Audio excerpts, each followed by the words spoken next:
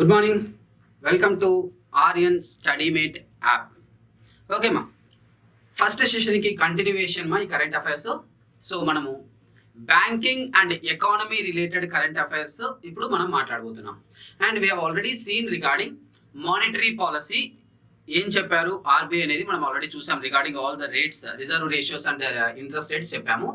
And అలాగే one time restructuring of loans under KV Kamath panel సంబంధించి కూడా చెప్పాము. అండ్ ఇప్పుడు the next issues regarding banking and ఎకానమీని కంటిన్యూ చేద్దాం. So be ready. Okay students, right.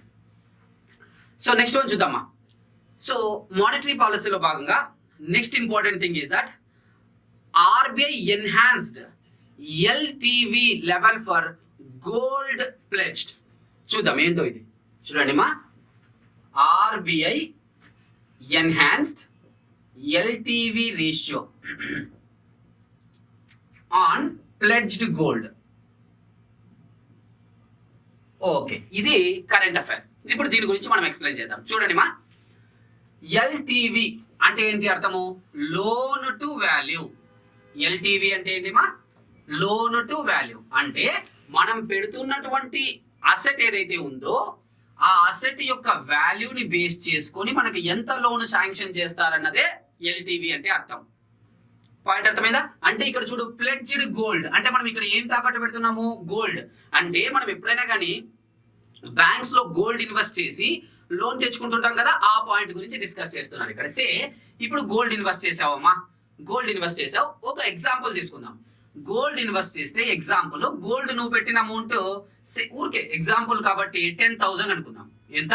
ఊరికేమ్మా, ఇది ఎగ్జాంపుల్ మాత్రమే. 10,000 రూపాయలు గోల్డ్ పెడతానా అన్నది. ఓకే, 10,000 రూపాయలు గోల్డ్, ఇది value. So as per the existing LTV ratio ప్రకారం ఎంత ఉంది అంటే 75% ఎల్టీవీ ఉండాలి. ఎంత ఉండాలమ్మా? 75% ఎల్టీవీ. 75% ఎల్టీవీ అంటే ఎంత? నీవు 1000 రూపీస్ పెడితే నీకు 7,500 రూపీస్ లోన్ ఇవ్వాలి. పాయింట్ క్లియరా? 7,500 లోన్ ఇవ్వాలి. ఎల్టీవీ రేషియో ఇప్పుడు ఎగ్జిస్టింగ్. అయితే ఇప్పుడు ఆర్బీఐ ఇంక్రీజ్ ఎల్టీవీ రేషియో. ఇప్పుడు కోవిడ్ క్రైసిస్ ఉంది కారణంగా సో మనీ అనేది చాలా ప్రాబ్లమాటిక్ గా ఉంది కాబట్టి జనరల్ గా గోల్డ్ ఇన్వెస్ట్ చేసి మనీ తీసుకుంటుంటారు కాబట్టి LTV ratio and pledged gold 75% నుంచి 90% కి ఇంక్రీజ్ చేశారు. అంటే 10,000 రూపీస్ వర్త్ గోల్డ్ నువ్వు ఇన్వెస్ట్ చేస్తే సెక్యూరిటీగా ఇస్తే నీకు 90% అంటే ఎంత?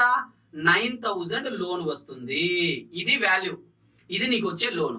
ఇది పాయింట్ మా. సో ఆర్బీఐ మానిటరీ పాలసీలో భాగంగా వన్ మోర్ ఇంపార్టెంట్ ఇష్యూ గురించి మాట్లాడినారు. అదే RBI increase LTV ratio and pledged gold. అయితే ఇది ఎల్లకాలం కాదు. సో దీనికి డెడ్ లైన్ వచ్చేసి 2021 మార్చ్ వరకు మాత్రమే పెట్టారమ్మా.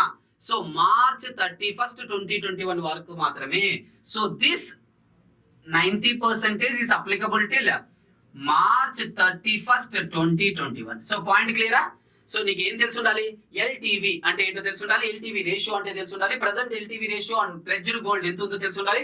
And it has been increased from 75% to what మా? వాట్? 90% అని తెలిసి ఉండాలి. క్లియర్? అయితే ఈ 90% ఇంక్రీజ్ చేసింది ఎప్పటి వరకు అంటే మార్చ్ 31, 2021 అనేది నీకు తెలిసి ఉండాలి. Clear? So everything is clear. So ఇది ఒక issue.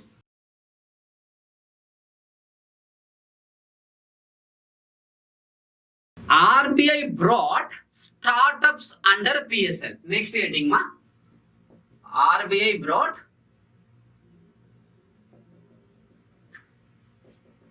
startups under PSL. Okay, ఇది next heading. Okay, sorry, what is PSL? First of all you need to know what is PSL. PSL అంటే priority sector lending అని అర్థం. PSL అంటే ఏంటమ్మా? Priority sector lending. Okay, so banks కి RBI ఒక restriction పెట్టింది. ఎందుకంటే economy is divided into 3 sectors that you know, priority sector, secondary sector and tertiary sector. అయితే సెకండరీ అంటే మ్యానుఫ్యాక్చరింగ్, టెర్షరీ అంటే సర్వీసు. ప్రయారిటీ సెక్టర్ ఎందుకు ఇట్లా ఫోకస్ చేస్తున్నారు అంటే Indian population as per 2011 census 121 crore అయితే 100% అదైతే దాంట్లో 83.3 crores, that is 68.84% lives in rural areas. I say once again, so 100% లో 68.84% ఇన్ రూరల్ ఏరియాస్. అంటే most of the population is related to what sector? Priority sector. అందుకోసము priority sector upliftment అవ్వాలని చెప్పి వీళ్ళకు ఖచ్చితంగా బ్యాంక్స్, ఓకేనా, Indian banks minimum 40% loan provide చేయాలి. ఓకేనా, అంటే వాళ్ళు ఇచ్చే లోన్లో, ఎవరు బ్యాంక్స్ ఇచ్చే లోన్స్ లో మినిమం 40% ప్రయారిటీ సెక్టర్ ఇవ్వాలి. ఇది యాక్చువల్ గా ఎగ్జిస్టింగ్ రూల్. సో నీకు ఇప్పుడు ప్రయారిటీ సెక్టర్ లెండింగ్ అంటే అర్థమైంది కదా. సో ప్రయారిటీ సెక్టర్ అంటే ఏమున్నాయి అనేది ఫస్ట్ తెలుసుకో. ప్రయారిటీ సెక్టర్ అంటే అగ్రికల్చర్, దాని యొక్క అలైడ్ యాక్టివిటీస్, అంటే మైక్రో స్మాల్ మీడియం ఎంటర్ప్రైజెస్ కూడా ప్రయారిటీ సెక్టర్ కిందకి వస్తాయి. మైనింగ్ ప్రయారిటీ సెక్టర్ కిందకి వస్తుంది. ఓకేనా, హౌసింగ్ ప్రయారిటీ సెక్టర్ కిందకి వస్తుంది. తర్వాత ఎడ్యుకేషన్ లోన్స్ ప్రయారిటీ సెక్టర్ కిందకి వస్తుంది. ఇవి ఆల్రెడీ ఎగ్జిస్టింగ్. ఇప్పుడు ఈ బ్యాక్గ్రౌండ్ నీకు తెలిసింది కాబట్టి ఇప్పుడు చూడు, స్టార్టప్స్ ని కూడా ప్రయారిటీ సెక్టర్ కిందకి తీసుకొచ్చింది ఆర్బీఐ. ఇప్పుడు ఎందుకు అంటే for the development of startups, employment కొత్తగా జనరేట్ అవ్వాలి, సో ఎంటర్ప్రినర్షిప్ డెవలప్ అవ్వాలి అంటే స్టార్టప్ కి ఎక్కువ ఫండింగ్ రావాలి. Funding in the sense banks నుంచి లోన్స్ రావాలి.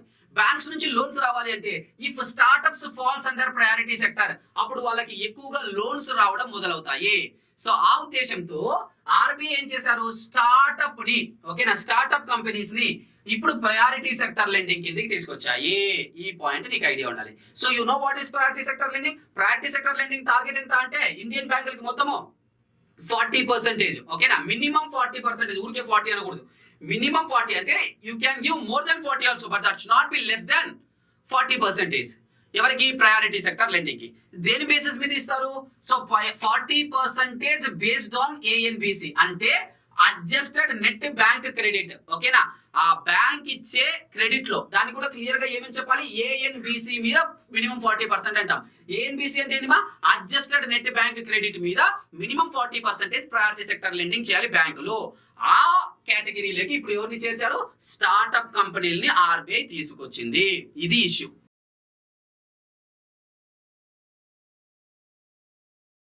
నెక్స్ట్ ఇష్యూ చూద్దామా.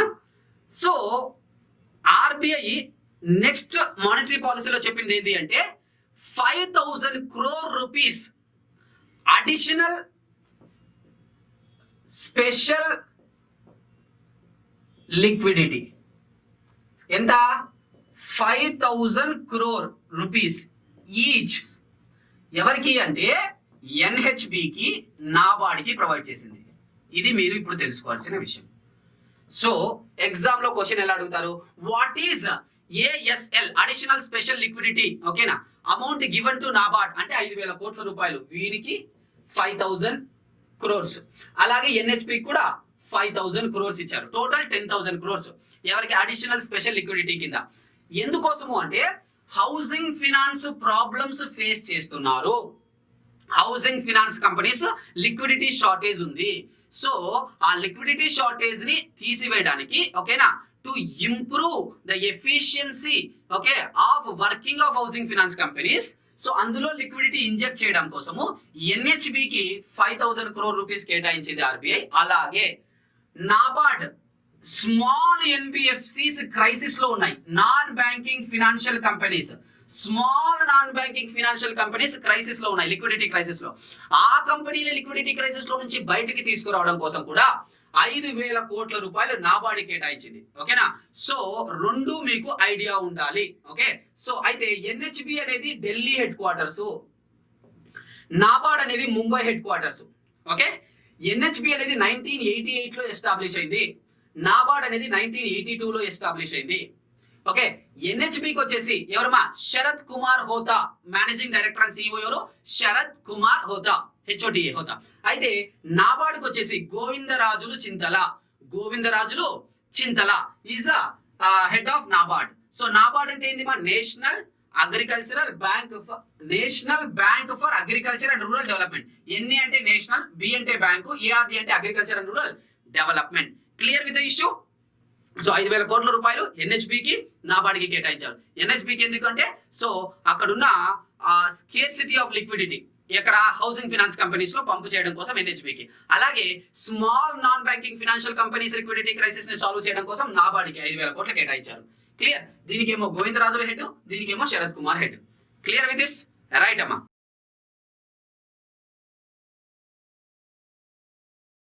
EXIM bank line of credit ఇచ్చింది, దాని గురించి మనం నెక్స్ట్ మాట్లాడుకుందామా. నెక్స్ట్ వచ్చేసి ఎగ్జిమ్ అంటే export and import bank. EXIM అంటే ఏంటిపా? Export and import bank. So EXIM bank LOC అని రాస్తున్నాం. ఎల్ఓసి అంటే మనకు మళ్ళీ లైన్ ఆఫ్ కంట్రోల్ అని వస్తుంది, లెటర్ ఆఫ్ క్రెడిట్ అని వస్తుంది. ఓకేనా? అవి కాదు ఇక్కడ. ఓకేనా? ఇక్కడ లైన్ ఆఫ్ క్రెడిట్ అంటే అప్పు, సింపుల్ గా నీ భాషలో చెప్పాలంటే. ఓకేనా? ఇక్కడ లెటర్ ఆఫ్ క్రెడిట్ కాదు, లైన్ ఆఫ్ కంట్రోల్ కాదు, జమ్మూ అండ్ కాశ్మీర్ లో ఉండేది అది కూడా కాదు. ఓకేనా? సో ఇక్కడ ఏంటమ్మా? Line of credit. ఎవరికి? మొజాంబిక్. సో మొజాంబిక్ అనేది ఏదమ్మా? అదొక కంట్రీ. మొజాంబిక్ అనేది ఒక దేశము. మపుతో దాని క్యాపిటల్. మొజాంబిక్ క్యాపిటల్ ఏంటి అని అడిగితే మపుతో. మొజాంబిక్ క్యాపిటల్ ఏంటి? మపుతో. మరి దాని యొక్క కరెన్సీ ఏంటి అంటే మెటికల్, METICAL. సో ఇది క్యాపిటల్, దాని కరెన్సీ ఏంటి? Metical. So you know about Mozambique. ఇప్పుడు మొజాంబిక్ కి ఎగ్జిమ్ బ్యాంకు ఇండియన్ గవర్నమెంట్ తరపున on behalf of Indian government, so EXIM bank export and import bank has given line of credit. ఎంత amount ఇచ్చింది అంటే 1870 crores. ఎంత ఇచ్చిందమ్మా? 1870 crores. లేదా in terms of dollars లో చెప్పాలి అంటే $250 million. Okay, US dollar. So ఏదైనా చెప్పుకోవచ్చు. నీకు ఆప్షన్ లో ఏది ఇస్తారో అది రూపీస్ లో ఇచ్చినారో డాలర్స్ లో ఇచ్చినారో దాన్ని బట్టి ఆన్సర్ చెప్పాలి. సో ఎందుకు ఇచ్చింది అంటే to improvise the quality of the power supply.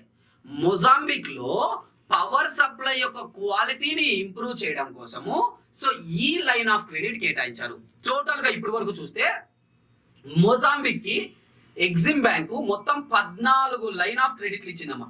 So total line of credits given by EXIM bank to Mozambique is ఎంత? 14 లైన్ ఆఫ్ క్రెడిట్స్. ఇందులో ఒకటి మాత్రమే ఇక్కడ ఉండదు నేను చెప్తున్నది. సో టోటల్ ఎన్ని అంటే 14. అయితే ఆ టోటల్ వర్త్ కూడా నువ్వు గుర్తు పెట్టుకోవడం మంచిది. ఎంత అంటే $772.44 million. సో ఇది వచ్చేసి మొత్తము 14 లైన్ ఆఫ్ క్రెడిట్ అమౌంట్.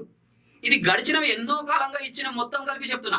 ఇవాళ ప్రజెంట్ కరెంట్ అఫైర్ లో ఇచ్చిన లైన్ ఆఫ్ క్రెడిట్ ఎంత అంటే $250 million.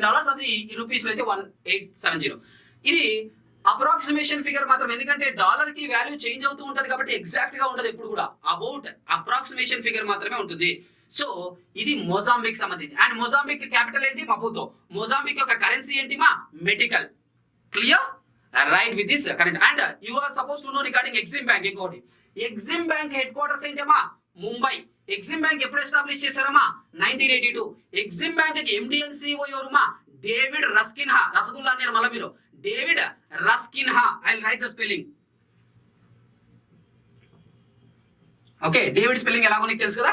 David Rasquinha is the managing director and CEO of Exim Bank. So you are supposed to know regarding Exim as well as Mozambique and regarding the issue. Clear with this? Right ma. Next issue కి వెళ్దాం.